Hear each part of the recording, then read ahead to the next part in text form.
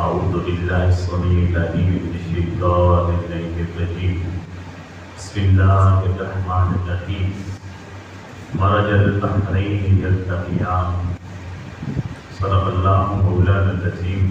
نہایت ہی واجب الاحترام آل نبی اولاد علی شہزادہ غوث البراء جناب پیر سید ضمیر حیدر گیلانی مدثر العلی، جملہ بزرگوں، دوستوں، عزیز ساتھیوں، ماہ ذوالحج کی یہ مبارک ساعتیں ہیں اور ان ساعتوں میں جو مبارک لمحے کائنات کو نصیب ہوئے اور جن کے سبب سے یہ مہینہ مقدس اور محترم ٹھہرا، وہ لمحے وابستہ ہیں حضرت ابراہیم علیہ السلام اور حضرت اسماعیل علیہ السلام اور حضرت ہاجرہ علیہ السلام کی مقدس و مطہر ہستیوں کے ساتھ۔ اور اس مناسبت سے اس مبارک مہینے میں اہل ایمان دو کام، بہت عظیم کام سر انجام دیتے ہیں۔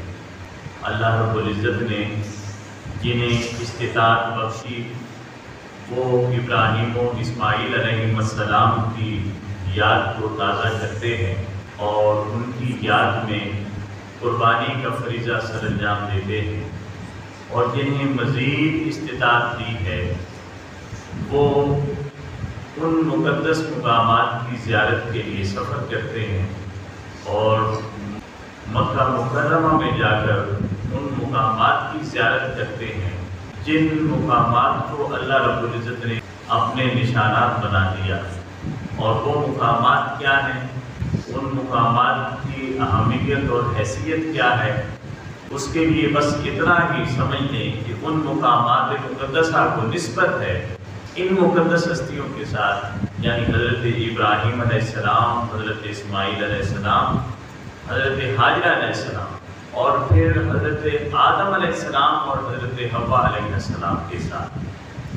تو یہ ایک طویل گفتگو اور طویل بات ہے جو جمعہ کے مختصر وقت میں ہم اسے پورا نہیں کر سکتے، حسب موقع گفتگو کرنی ہوتی ہے۔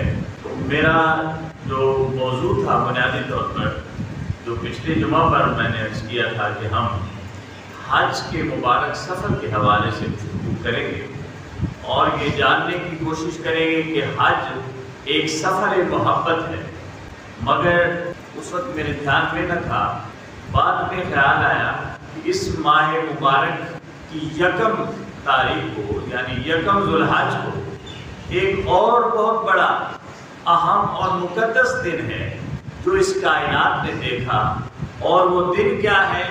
اس دن اللہ رب العزت نے آسمانوں پر حضرت فاطمہ اور حضرت علی کا نکاح فرمایا۔ یکم ذوالحج کو اللہ رب العزت کے محبوب کی شاہزادی اور آپ کے اخیر فی الدنیا والآخرہ حضرت علی المرتضیٰ کا نکاح ہوا۔ تو آج ہم احادیث کی روشنی میں یہ جاننے کی کوشش کریں گے کہ وہ نکاح کس انداز سے ہوا اور کس شان کے ساتھ ہوا۔ حضرت جابر بن عبداللہ رضی اللہ تعالیٰ عنہما فرماتے ہیں، اور دیگر کئی صحابہ کرام سے یہ مروی ہے کہ حضور اکرم صلی اللہ علیہ وسلم صحابہ کرام کے جھرمٹ میں مسجد نبوی میں تشریف فرما تھے۔ حضرت مولا کائنات علی المرتضیٰ رضی اللہ تعالیٰ عنہ بھی موجود تھے کہ رسول کائنات کی بارگاہ میں حضرت جبریل امین تشریف لائے۔ رسول کائنات نے حضرت علی المرتضیٰ سے خطاب کرتے ہوئے فرمایا، علی ابھی جبریل امین رب کی طرف سے پیام لے کر آئے ہیں، اور جبریل کہتے ہیں کہ اللہ آپ کو سلام بھیج رہا ہے، اور ساتھ فرما رہا ہے کہ ان اللہ زوج علی بفاطمہ، اللہ یہ بھی فرما رہا ہے کہ جبریل میرے محبوب کو جا کر بتا دو کہ اللہ رب العزت نے آسمانوں پر علی و فاطمہ کا نکاح کر دیا۔ ہم کہتے ہیں جوڑے عرشوں پر بنتے ہیں، اور واقعی جوڑے عرشوں پر ہی بنتے ہیں، مگر ایسا جوڑا کائنات میں ایک ہی آیا ہے کہ جو نہ صرف عرش پر بنا ہے بلکہ اس کا نکاح بھی عرش پر ہوا ہے، ایک ہی جوڑا ہے، اور کائنات میں یہ شان علی المرتضیٰ اور فاطمہ الزہرا کے علاوہ کسی اور کو نصیب ہی نہیں۔ جبریل عرض کرتے ہیں کہ اللہ نے فرمایا محبوب میں نے علی المرتضیٰ کا اور فاطمہ الزہرا کا نکاح کر دیا ہے۔ بعض احادیث میں آتا ہے کہ چوتھے آسمان پر کیا، اور بعض احادیث میں آتا ہے کہ ساتویں آسمان پر کیا، نکاح کر دیا ہے۔ رسول کائنات نے فرمایا جبریل نکاح فاطمہ کا وہاں ہو گیا، فاطمہ تو یہاں میرے آنگن میں تھی، وہاں اس کا ولی کون تھا؟ جبریل عرض کرنے لگے ولی خود خدا کی ذات، ولی خود خدا کی ذات تھی۔ یہ جو نکاح فاطمہ والی ہے، نکاح فاطمہ والی، اس میں دیکھنا یہ ہے کہ ہم کن بکھیڑوں میں الجھ گئے ہیں، رب نے علی اور فاطمہ کی شان کیا بنائی ہے، یہ دیکھنا ہے کہ کائنات میں یہ وہ جوڑا ہے جو ہر جوڑے سے منفرد ہے۔ امام الانبیاء بھی آئے ہیں تو نکاح زمین پر ہوا ہے، امام الانبیاء ہیں نکاح زمین پہ ہوا ہے۔ خطبہ ابو طالب نے پڑھا، زمینی لوگ تھے، مگر علی و فاطمہ کا نکاح ہوا تو زمین پر نکاح ہونے سے پہلے آسمانی مخلوق کو رب نے اکٹھا کیا اور کہا آؤ اکٹھے ہو جاؤ، علی و فاطمہ کا نکاح ہونے والا۔ یہ حدیثیں ہیں، حدیث کی کتابیں ہیں جو بیان کر رہا ہوں۔ تو علی و فاطمہ کا نکاح، رسول کائنات پوچھتے ہیں ولی کون تھا؟ فاطمہ تو یہاں تھی۔ عرض کیا مولا ولی اللہ کی ذات خود تھی۔ پھر رسول کائنات نے پوچھا تو اچھا ٹھیک ہے، مگر جبریل یہ تو بتا کہ خطبہ نکاح کس نے پڑھا؟ عرض کرنے لگا مولا یہ سعادت مجھے حاصل ہوئی، نکاح جبریل نے پڑھا، یہ سعادت مجھے نصیب ہوئی ہے۔ رسول کائنات فرماتے ہیں اچھا تو باراتی زمین والے تو سب یہاں تھے، وہاں آسمانوں پر فاطمہ والی کے نکاح کے باراتی کون تھے؟ باراتی کون تھے؟ جبریل امین عرض کرتے ہیں اللہ رب العزت کے بے انتہا فرشتے ہیں جن کی تعداد کا کسی کو علم اور شعور نہیں ہے، نہ کوئی گن سکتا ہے، اس لیے کہ لمحہ بلمحہ فرشتے پیدا ہوتے رہتے ہیں، ہزار ہاں فرشتے، تو ایک بار بندہ مومن جب درود پڑھتا ہے تو پیدا ہو جاتے ہیں، تو کون گنیں گے فرشتے کتنے ہیں؟ 12 فرشتے تو ہر وقت انسان کے ساتھ پروٹوکول کے لیے ہوتے ہیں، 2 تو یہاں ہوتے ہیں، 10 آگے پیچھے ہوتے ہیں، سیکورٹی گارڈ ہوتے ہیں ہر بندہ کے، چاہے وہ بندہ مومن ہے یا غیر مومن ہے۔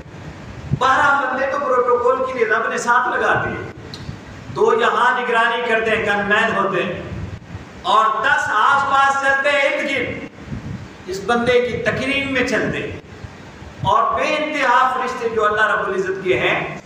رسول کائنات نے پوچھا باراتی کون تھے، کون کون آیا تھا؟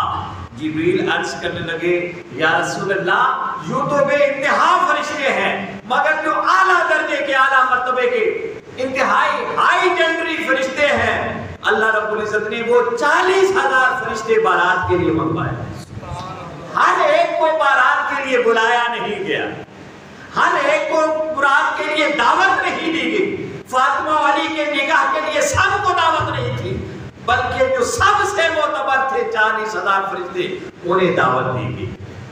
جب آسمانوں پر یہ پروٹوکول ہے تو زمین پر ہاتھ ایرا غیرہ آ سکتا ہے بلا اس میں؟ آسمانوں کا پروٹوکول یہ ہے، 40,000 فرشتے تھے۔ اب یہ کہاں منعقد ہوا؟ آسمان تو 4تھا یا 7واں تھا، مگر وہ میرج ہال کا تھا۔ جبریل امین عرض کرتے ہیں یا رسول اللہ اللہ رب العزت نے جنت کو سجا دیا، جنت کو۔ اب میرج ہال 4تھے آسمان پہ تھا یا 7ویں آسمان پہ تھا میرج ہال، اور میرج ہال جنت میرج ہال تھا، وہ جو شادی یہاں منعقد ہو رہی ہے۔ جبریل عرض کرتے ہیں یا رسول اللہ درختوں کو پھولوں اور پھلوں سے بھر دیا گیا، اور نہروں کو، محلات کو، باغات کو سجا دیا گیا، جنت سے کہہ دیا گیا کہ آج اپنی سجاوٹ کر لے جو تیرا جی چاہے، کہ علی و فاطمہ کا نکاح ہونے والا۔ اور پھر جب یہ بارات ہوئی، بارات بیٹھ گئی، نکاح ہو چکا علی و فاطمہ کا، تو حدیث میں آتا ہے پھر وہاں فضا میں ایک بادل نورانی نمودار ہوا اور اس بادل نے بارش برسائی۔ بارش میں کیا تھا؟ زبرجد تھا، مرجان تھے، لولو تھے، موتی تھے۔ اللہ رب العزت نے فاطمہ علی کے نکاح پر جو مٹھائی اور تحفے بانٹے ہیں وہ موتیوں کے بانٹے، ہیرو اور مرجان کے بانٹے ہیں، لولو اور موتیوں کے بانٹے اور زبرجد کے موتیوں کے بانٹے ہیں۔ تو وہ یہ وہاں کا ماحول تھا۔ جب وہاں یہ سارا نکاح کا ماحول، نکاح کی تقریب مکمل ہو گئی، مٹھائی بٹ گئی، تحفے بانٹ دیے گئے، تو جبریل امین جب حضور کی بارگاہ میں آئے اور ساری کہانی سنا دی تو حضور نے فرمایا کہ جبریل یہ پیغام مجھے تو دے رہے ہیں، آپ اللہ کی طرف سے بتائیے اللہ نے میرے لیے کیا حکم بھیجا، میرے لیے کیا حکم ہے؟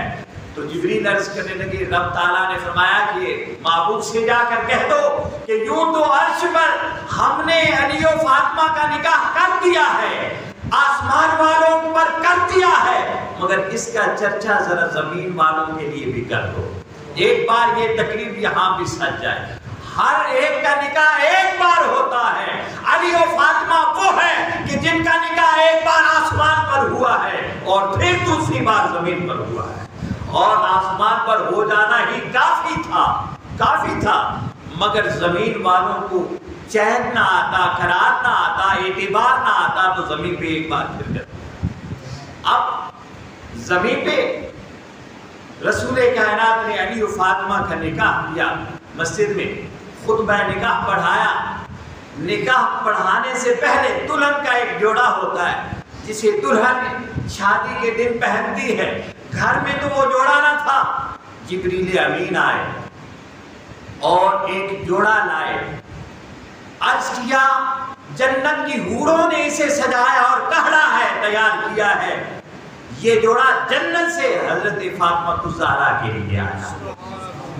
اب وہ لوگ جو یہ کہانی سمجھ رہے تھے کہ شاید یہ گھڑی ہوئی کہانی ہے، اس گھر نے خود بنا لی ہوگی، کہاں عرش، کہاں ساتواں آسمان، کہاں چوتھا آسمان، کہاں جنت کا منظر اور علی و فاطمہ کی شادی، یہ تو ہمارے ہی درمیان رہا کرتے ہیں۔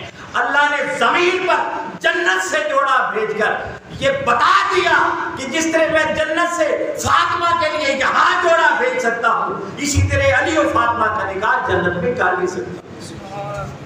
پھر بھی اگر یقین نہ آئے کہ یہ کیسے ہوا ہوگا، تو بڑی آسان سی بات ہے، قرآن کریم میں ہے، حدیث نبوی میں ہے، یہ جو حضرت موسیٰ جو عصا لے کر چلتے تھے، یہ کہاں سے آیا تھا؟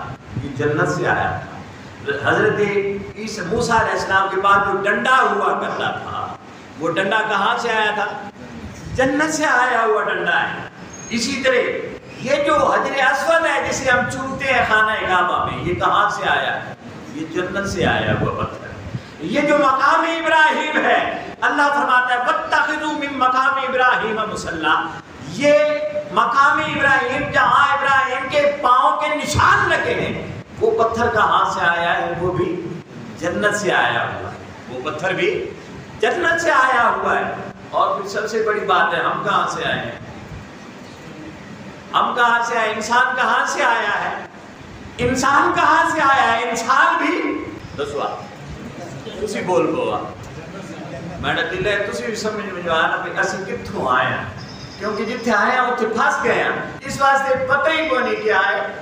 کئی لوگ ہوتے ہیں نا جو روزی کی تلاش میں باہر کے ملکوں میں چلے جاتے ہیں، باہر کے ملکوں میں والدین پیچھے انتظار کرتے رہتے ہیں اور پھر وہ وہیں کے وہیں رہ جاتے ہیں، انہیں پتہ ہی نہیں ہوتا کہ میں کھوڑے سے آیا تھا، امگے سے آیا تھا، کہ نوشہرہ سے یا تریڑی سے آیا تھا، انہیں پتہ بھی یاد بھی نہیں رہتا۔ اور اگر انہیں کبھی یاد رہے تو ان کی نسلوں کو تو پتہ ہی نہیں ہوتا کہ ہم اصل میں تھے کہاں۔ اس طرح ہوتا ہے کہ نہیں؟ ہم جو جس نسل سے آ رہے ہیں انہیں بھی یاد تھا، ہمیں بھی یاد ہونا چاہیے، ہماری نسلوں کو بھی یاد ہونا چاہیے کہ ہم یہاں کی مخلوق نہیں ہیں، ہم جنت کی مخلوق ہیں، ہم یہاں کی مخلوق نہیں ہے، یہاں کی مخلوق جن ہے۔ ہم جنت کی مخلوق ہیں، وہاں سے آ کر کے جاگیریں ہماری ہوئی ہیں، جن جاگیروں کے لیے ہم مارے مارے پھرتے ہیں، ہم ان جاگیروں کے لیے ہم مارے مارے پھرتے ہیں، یہ ہماری جاگیر ہی نہیں، ہماری جاگیر جنت ہے جسے چھوڑ دیا۔ بعض لوگ ہوتے ہیں نا کہ دوسری تیسری نسل میں انہیں پتہ چلے نا کہ کوڑا میں وادی سون میں بڑا فضا وہ علاقہ ہے، تو ہمارے باپ دادوں کی وہاں زمین ہوا کرتی تھی، وہ پیچھے آ جاتے ہیں، پھر وہ انتقال اتارتے پھرتے رہتے ہیں، دادوں پہ چکر لگاتے ہیں، ہوتا ہے نا ایسا کہ نہیں ہوتا؟ ایسا ہوتا ہے کہ نہیں ہوتا؟ وہ بعد میں آ جاتے ہیں کہ وہاں ہماری جگہ ہوتی تھی۔ افسوس ہے انسان کہ ہم نے تو بات بھی نہ سوچا کہ ہم تھے کہاں، اپنی جاگیر میں کوئی اپنا پلاٹ دیکھتے، ہم تو یہی پلاٹ اکٹھے کرتے پھرتے، تو انسان بھی وہیں سے آیا۔ تو سیدہ کائنات کا جوڑا جنت سے سج کر حوروں نے بنا کر بھیجا، سیدہ کائنات نے زیب تن فرمایا، نکاح ہوا، رسول کائنات نے اعلان فرمایا کہ بھائی جتنے آئے ہو باراتی سب کھانا کھا کر جانا، کھانا کھا کر جانا۔ تو منافق بھی ظاہر ہے وہاں موجود تھے، ہنسے، ایک دوسرے کے ساتھ سرگوشیاں کرنے لگے کہ یہ جو کھانا پڑا ہے یہ تو 10 آدمیوں پر بھی پورا نہیں ہوگا، اور محمد کہتا ہے کہ جو آیا ہے کھانا کھا کر جائے، جو آیا ہے کھانا کھا کر جائے۔ مگر محمد کے خدا نے بتا دیا کہ منافق کچھ اور کہہ رہے ہیں، منافق کچھ اور کہہ رہے ہیں۔ تو رسول کائنات نے بلند آواز سے فرمایا، اپنے دونوں چچاؤں کو بلایا، حضرت حمزہ اور حضرت عباس کو، کہا چچا حمزہ اور چچا عباس ادھر آ جائیے، جو باراتی بیٹھے ہیں ان میں سے 10 کو اٹھاتے جائیے اور چوکی میں بٹھاتے جائیے، انہیں کھانا کھلاتے جائیے، اور 10 کی ٹولیاں اور چوکیاں بناتے جائیے۔ انہوں نے کہا تھا 10 کا کھانا بھی نہیں ہوگا۔ رسول کائنات نے بلند آواز سے کہا کہ چچا عباس اور چچا حمزہ آؤ، 10 لوگوں کو بلاتے جاؤ، بٹھاتے جاؤ، کھانا کھلاتے جاؤ۔ کھانا شروع ہو گیا۔ ہمارا کھانا 1.5-2 گھنٹے سے زیادہ نہیں جاتا، اسی طرح ہوتا ہے کہ نہیں؟ بہت بڑا امیر بھی ہو تو 1.5-2 گھنٹے کے آگے سب کچھ ختم، تہس نہس ہو جاتی ہے، ہڈیاں ہی بچتی ہیں وہاں جو پڑی ہوتی ہے، اس سے آگے نہیں جاتا۔ اب رسول کائنات نے علی المرتضیٰ کا جو دعوت ولیمہ کا کھانا تھا وہ 10 کو کھلاتے گئے، 2-3 گھنٹوں کی بات نہیں، پورا دن گزر گیا، حتیٰ کہ 3 دن اور 3 راتیں گزر گئی، کھانا جاری ہے۔ کھانا یہ لنگر ہے مصطفیٰ کا جو علی المرتضیٰ کی نکاح پر بڑھ رہا ہے۔ تاجدار کائنات یوں ہی لقب نہیں ملا کرتے، دیکھنے میں بظاہر کچھ نہیں ہوتا، مگر بانٹنے لگتے ہیں تو وقت کم پڑ جاتا ہے، خیرات کم نہیں ہوتی، خیرات کم نہیں۔ تو 3 دن اور 3 راتیں مسلسل لوگ کھانا کھاتے رہے، کھانا پھر بھی بچ گیا، کھانا پھر بھی بچ گیا، اب آنے والا کوئی نہ تھا۔ تو رسول کائنات نے بعض صحابہ کی ڈیوٹی لگائی کہ آپ جائیں اور شہر کے مضافات میں آس پاس دیکھیں جو لوگ نہیں آ سکے، یتیم ہیں، مسکین ہیں، محتاج ہیں، ضرورت مند ہیں، نادار ہیں، مفلس ہیں، کھانا جن کے گھر میں نہیں، اور پھر بوڑھے ہیں، بیمار ہیں جو یہاں نہیں آ سکے، اب سر پہ اٹھاؤ کھانا اور ان کے گھروں میں جا کر تقسیم کرو۔ یہ جو ہم شادیاں کرتے ہیں نا، ہوتی ہیں، اب تو خیر میرج ہال میں ہوتا ہے، وہ سنبھالو والا سلسلہ ختم ہو گیا، لیکن اب بھی وہ لوگ جو گھر میں شادی کرتے ہیں، پھر شام کو رات کو جب سب کھانا کھا چکے ہوتے ہیں تو پھر سنبھال جاتی ہے، روٹی جاتی ہے، سالن جاتا ہے، حلوہ جاتا ہے، ہم اپنے وہ جو کام کرنے والے ہوتے ہیں انہیں برتن میں ڈال دیتے ہیں، وہ سارے جو عائد و اقارب دوست احباب ہوتے ہیں ان کے گھروں میں جا کر دیتے ہیں۔ یہ سنت وہاں سے شروع ہوئی، یہ سنت علی و فاطمہ کے نکاح کے صدقے شروع ہوئی ہے۔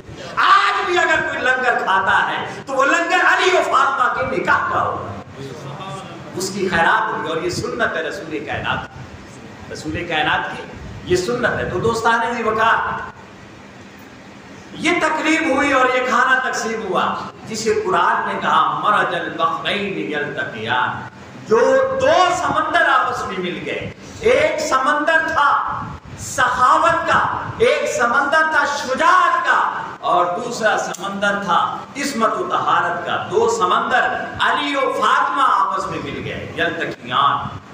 اور یلتقیان یعنی مل گئے دو بار, ایک بار آسمان پر اور دوسری بار زمین پر. ایک نکاح قرآن کہہ رہے ہیں یہ دو نکاح ہوئے, ایک آسمان پر دوسرا زمین پر ہوا. اور بینہما برزخ لا یبغیان, اور ان دونوں سمندروں کو ملانے کا جو برزخ تھا, جو واسطہ تھا, وہ مصطفیٰ کی ذات تھی یا خدا کی ذات تھی. مصطفیٰ کی ذات تھی یا خدا کی ذات تھی. اب اس کے بعد فرمایا یخرج منہما اللؤلؤ والمرجان. یہ دو سمندر, یہ دو بحر جب آپس میں ملے تو ان کے ملنے سے دو موتی نمودار ہوئے. ایک کا نام لؤلؤ تھا اور دوسرا مرجان تھا. میں نے کہیں ایک بار تفسیر کے ساتھ بتایا تھا, آج اس طرف نہیں جاتے. لؤلؤ سے مراد حضرت حسن ہے اور مرجان سے مراد حضرت حسین نے. کہا پھر یہ دو سمندر ملے تو اللہ رب العزت نے دو انمول موتی حسن اور حسین کی صورت میں انہیں عطا کر دی.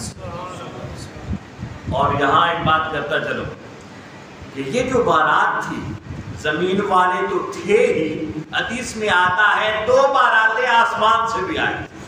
ایک بارات جبریل لے کر آئے, 70,000 فرشتوں کو ساتھ لے کر اترے, اور دوسری بارات حضرت میکائیل لے کر آئے, ان کے ساتھ بھی 70,000 ملائکہ آسمان سے آئے.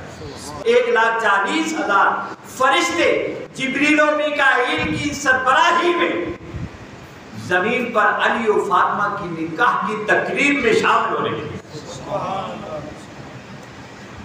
تقریب میں شامل ہونے کے لیے آئے. اور پھر حدیث میں آتا ہے جو خاص بات, جب حضرت فاطمہ رخصت ہو کر علی المرتضیٰ کے گھر چلی گئی, وہ رات آئی تو اللہ رب العزت کے یہ دونوں فرشتے 70,000 فرشتوں کے ساتھ, یعنی 1,40,000 فرشتوں کے ساتھ اس گھر کا طواف کرنے لگے. علی و فاطمہ آپس میں ملے ہیں, فرشتوں نے در علی کا طواف کیا ہے ساری رات طواف کرتے. یہ شان ہے علی المرتضیٰ کی, اور یہ شان ہے سیدہ کائنات.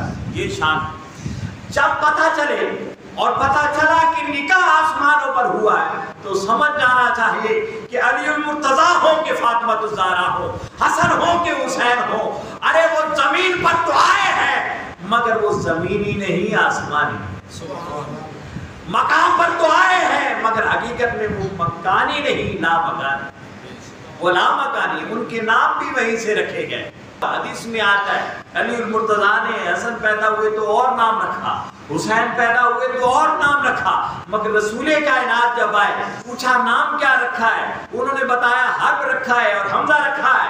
حضور نے فرمایا نہیں, ان کا نام تو رب نے اپنے حسن کے پردوں میں چھپا کر رکھ دیا تھا. ایک کا نام حسن رکھنا ہے, دوسرے کا حسین. تو اللہ نے تو یہ دو نام بھی اپنے حسن کے پردوں میں چھپا کر رکھے, اس لیے حسن اور حسین نام ہے. تو یہ زمینی نہیں, یہ کائنات ارضی و سماوی, کائنات دنیاوی اخروی کے سرتاج ہیں, سردار ہیں. تو دوستان نے جو کہا یہ وہ نکاح تھا علی و فاطمہ کا جو کب ہوا, 1 ذوالحج. یاد رہے گا, ذرا وقت پر آ جا کریں تاکہ ہم یہ باتیں آپس میں جب کریں تو ساری باتیں ہم نے سنی اور ہمیں پتہ ہو اپنے عقیدے کا, اور پتہ ہو ان ہستیوں کی شان کا جن کے ساتھ ہم وابستہ. یہ نہیں کہ کوئی دوسرا آدمی آ کر کے تو کہیں یار مولویوں سے سنا ہے, یہ مولویوں کی بات نہیں. مرج البحرین یلتقیان, یہ مولوی کی بات نہیں, یہ قرآن کی بات ہے. یخرج منہما اللؤلؤ والمرجان, یہ مولوی کی بات نہیں, یہ قرآن کی بات ہے. اور پھر ہم علی و فاطمہ حسن و حسین کے ساتھ جڑے کیوں ہیں؟ رب کہتا ہے فَبِأَيِّ آلَاءِ رَبِّكُمَا تُكَذِّبَانِ, اے نادان انسان, اے لوگو میں نے تمہیں کیسی نعمتیں عطا کی. کوئی مولا مرتضیٰ کی صورت میں نعمت عطا کی ہے, کوئی فاطمہ الزہرا کی صورت میں نعمت عطا کی ہے, حسن مجتبیٰ کی صورت میں نعمت عطا کی ہے, حسین مصطفیٰ کی صورت میں عطا کی ہے, نعمت فبأي آلاء ربكما تكذبان، تم میری نعمت علی کو ٹھکراؤ گے، تم میری نعمت سیدہ کائنات کو جھٹلاؤ گے، نعمت حسنین کریمین کا انکار کرو گے، کس نعمت کا انکار کرو گے؟ میں نے جو کچھ تمہیں دیا ہے انہی نعمتوں کے تصدق سے عطا فرمایا۔ کن سے؟ یہ میری بات ہے، یہ قرآن کہتا ہے۔ یہ آیات کہاں سے پڑھی؟ میں نے سورہ رحمان سے پڑھی، اور قرآن کہتا ہے، حضور شیخ الاسلام کہتے ہیں یوں تو سارا قرآن ذکر ہی 5 تن کا ہے، ذکر ہی 5 تن کا ہے، مگر اگر اسے اختصار کے ساتھ پڑھنا ہو، ایک ہی نشست میں پڑھنا ہو، ان شانوں کا کچھ ادراک چاہتے ہو تو پھر سورہ رحمان پڑھ لیا کرو۔ کیا پڑھ لیا کرو؟ سورہ رحمان پڑھ لیا کرو، اہل بیت اطہار بھی سمجھ آ جائیں گے، ان کی شان بھی سمجھ آ جائے گی۔ اور یہ قربانی کا ایک ہی مسئلہ یہ ہے کہ حضور اکرم صلی اللہ علیہ وسلم نے ایک سال جب قربانی کی تو فرمایا کہ 1 دن سے زیادہ گھروں میں گوشت نہیں رکھنا، اور اگلے سال جب قربانی ہوئی تو حضور نے فرمایا کہ آپ رکھ سکتے ہیں، 1 دن سے زیادہ بھی رکھ سکتے ہیں۔ سبب پوچھا تو کہا پچھلے سال کیونکہ اتنے مالدار نہیں تھے، دولت نہیں تھی لوگوں کے پاس، اور اتنے وہ ان کے پاس استعداد نہیں تھے کہ وہ جانور ذبح کرتے، اس لیے جنہوں نے نہیں کیے تھے وہاں تک گوشت کو پہنچانا مقصود تھا۔ اور اب کیونکہ خوشحالی ہے اور ہر آدمی قربانی کر رہا ہے تو وہ خود ذاتی طور پر اسے استعمال کرے، اور زیادہ دن رکھنا چاہے تو رکھ سکتا ہے۔ اس کے ساتھ دوسرا یہ ہے کہ قربانی کے جو جانور ہوتے ہیں 3 حصے ہوتے ہیں، ایک فقراء کے لیے ہوتا ہے، غرباء کے لیے، اور ایک حصہ اعزاء و اقارب رشتہ داروں کے لیے، اور ایک حصہ اپنے کھانے کے لیے ہوتا ہے۔ یہ 3 سنت طریقہ ہے ان 3 حصوں کا، اور ہمیں یہ چاہیے کہ ہم جب تقسیم کرتے ہیں نا، بانٹنے لگتے ہیں، تو پھر ہم وہاں پھر ڈنڈی مار جاتے ہیں۔ جو گوشت ہمارے کام کا نہیں ہوتا وہ ہم غرباء کے لیے رکھتے ہیں، اور پھر ان میں سے کچھ زیادہ ہو ایسا جو ہمارے کام کا نہیں تو پھر رشتہ داروں کو دیتے ہیں۔ اچھا گوشت جو بوٹیاں ہوتی ہیں اچھی اور ہمارے کام کی ہوتی ہیں وہ ہم ہی تقسیم کرتے ہیں۔ تو جب بانٹیں تو جس طرح 7 حصوں میں گوشت بانٹا ہے نا، اور ہڈیاں اور بوٹیاں اور پھیپھڑے اور جو کچھ بھی تھا وہ سارا آپ نے ملا کر دیا ہے، اسی طرح جب آپ 3 حصوں میں تقسیم کریں گے تو گوشت کو پھر اسی طرح تقسیم کریں گے کہ آپ کے پاس اپنے گھر کے لیے وہ بوٹی فالتو نہ ہو۔ اگر بوٹیاں ہیں تو 3 حصوں میں، اگر ہڈیاں ہیں تو 3 حصوں میں، اور جو گوشت ہے جو آپ کے لیے ناپسند ہے وہ دوسروں کو بھی ناپسند ہوتا ہے، اس لیے ان کے گھروں میں وہ گوشت نہ بھیجیں جو آپ کو پسند نہیں۔ تو اس کا خیال رکھیں۔ اور دوسرا یہ ہے کہ یہ تو ان لوگوں کے لیے جو صاحب وسعت ہوتے ہیں، صاحب استطاعت ہوتے ہیں، وہ لوگ یعنی گوشت کھاتے رہتے ہیں، سال بھر کھاتے رہتے ہیں، تو ان کے لیے ہے کہ ایسا کریں۔ ہاں ایسے لوگ بھی ہوتے ہیں جنہیں اللہ رب العزت نے قربانی کے لیے نصاب دے دیا، انہوں نے قربانی کر دی، مگر سال بھر انہوں نے کچھ کھایا پیا گوشت کے حوالے سے نہیں ہے، تو انہیں اجازت بھی ہے کہ وہ 3 حصے خود بھی استعمال کر سکتے ہیں۔ یہ کم از کم مجھے یا جو صاحب استطاعت لوگ ہیں ان کے لیے نہیں ہے، ان کے لیے نہیں ہے کہ ہر بندہ کہے چلو جی ٹھیک ہے مزے بڑھ گئے فریج خاص کر سکتے۔ اور ویسے بھی خیال رکھنا کہ اب گرمیاں ہیں، گرمیوں میں گوشت خراب ہوتا، میں نے اپنی آنکھوں سے دیکھا ہے کہ 3رے 4تھے 5ویں دن لوگ گوشت ڈھیرے پر پھینک رہے ہیں کیونکہ خراب ہو گیا، بجلی چلی گئی اور بجلی کے جانے سے وہ گوشت سارا خراب ہو گیا، برباد ہو گیا، اور انہوں نے ڈھیرے پر پھینک دیا، اور اس گوشت کو کتے بھی نہیں کھاتے تھے۔ اس کے بجائے اس کے کہ خراب ہو اور ڈھیرے پر پھینکا جائے اور کتوں کی خوراک بھی نہ بنے، اس سے بہتر ہے کہ آپ جب وہ اچھا ہے تو خوش دلی کے ساتھ لوگوں میں بانٹیں۔ اس لیے موسم کا خیال بھی رکھنا ہے، سردیوں میں کچھ چل جاتا ہے، گرمیوں میں نہیں چلے گا۔ دودھ خراب ہو جاتا ہے شام کا لیے، وہ صبح خراب ہو جاتا ہے، صبح کا شام کو خراب ہو جاتا ہے، گوشت کہاں تک رکھتے پھریں گے؟ اس لیے ایک تو یہ دھیان رکھنا ہے، تقسیم کرنا ہے، اور جو صاحب وسعت نہیں ہے اتفاق سے اللہ نے انہیں کچھ دے دیا اتنا سارا کہ وہ قربانی کر رہے ہیں ماڑی موٹی، تو اس کے 3 حصے بنانے کی ضرورت نہیں۔ اگر بنا دیں تو اولا ہے، اچھا ہے، بنا دیں تو سب کو شامل کریں اور پھر سب کی بھوک کو محسوس کریں۔ جس طرح وہ سال بھر ترستے رہے ہیں گوشت کے لیے، اسی طرح اور بھی کئی ہوں گے جو سال بھر ترستے رہے ہیں گوشت کے لیے۔ اگر کر دیں تو اولا ہے، اچھا ہے، مگر ان کا گھر خود بہت زیادہ افراد ہیں اور انہیں خود سال بھر کھانا نصیب نہیں ہوا، کبھی کبھار شادیوں پر جائیں تو کھائیں، اس لیے اگر وہ کھانا چاہیں تو اللہ رب العزت کے محبوب نے اس کی اجازت دے رکھی ہے۔ تو یہ چھوٹے چھوٹے مسائل تھے جو میں نے ذکر کر دیے، اور پھر باقی جانور کون سا ہو کیسا ہو اس بارے میں اگر آپ ویسے ماشاءاللہ آپ کیونکہ سال آسار سے قربانی کر رہے ہیں تو اس میں کوئی اشتباہ تو رہتا نہیں۔ ہاں نئے لوگ جو ہوتے ہیں جوانوں کے لیے اگر کوئی مسائل کسی حوالے سے پوچھنا چاہیں تو نماز کے بعد میں حاضر ہوں، پوری تفصیل کے ساتھ جتنا بھی بیٹھنا چاہیں پوچھنا چاہیں مجھ سے پوچھ سکتے ہیں۔ اللہ رب العزت ہمیں حق بات کو سمجھنے اور اس کے مطابق اپنی زندگی کو گزارنے اور سنوارنے کی توفیق عطا فرمائے۔ وما علینا الا البلاغ المبین۔